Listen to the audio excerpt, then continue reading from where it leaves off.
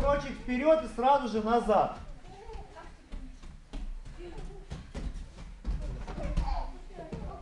Молодец. Можешь заснять.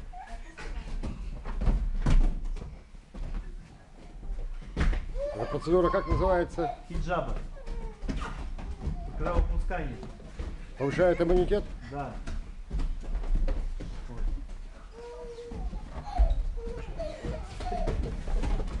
А это спортсмены делают перед соревнованием.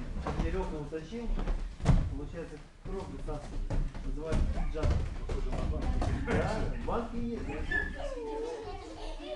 Поворот Так. вперед и назад. Сразу же назад.